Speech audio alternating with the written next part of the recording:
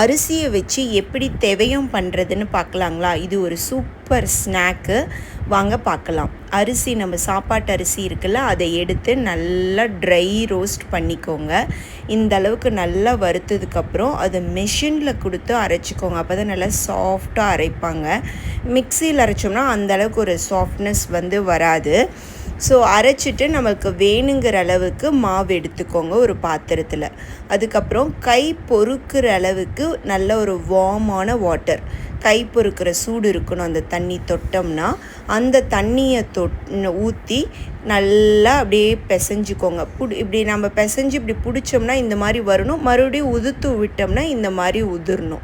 இந்த பதத்துக்கு சுடுதண்ணியை கொஞ்சம் கொஞ்சமாக ஊற்றி பிசைஞ்சு எடுத்து வச்சுக்கோங்க. ஒரு பாத்திரத்தில் கொஞ்சம் இதுக்கு எக்ஸ்ட்ராவாக தான் எண்ணெய் ஊற்றணுங்க. அப்போ தான் நல்லா இருக்கும். அந்த எண்ணெய் ஊற்றி எண்ணெய் சூடானதும் நம்ம ரெடி பண்ணி வச்சுருக்கோம்ல மாவு, அந்த மாவை போட்டு நல்லா ஒரு கிளறி கொடுங்க. கொஞ்சம் தீயை சிம்மில் வச்சுக்கோங்க. நல்லா அந்த எண்ணெயில் இந்த மாவு நல்லா கிளறணும். நீங்கள் எந்த அளவுக்கு கிளறீங்களோ அந்த அளவுக்கு அது நல்லா அந்த சூட்லேயே வெந்துடும். நல்லா நீங்கள் கிளறுங்க. கிளற அந்த ஒரு பதம் வந்துடும்.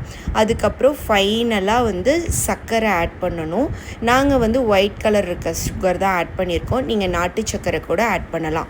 ஆட் பண்ணி நல்லா கிளறி கொடுத்தீங்கன்னா இது ரெடி ஆயிரும். இது சூப்பர் ஸ்நாக்குங்க. இது தெவையும்னு சொல்லுவாங்க. கண்டிப்பாக நீங்கள் சாப்பிட்ருப்பீங்கன்னு நினைக்கிறேன். சாப்பிடாதவங்க இது ஒரு டைம் ட்ரை பண்ணி பாருங்கள். செம்ம டேஸ்ட்டாக இருக்கும். பாய்.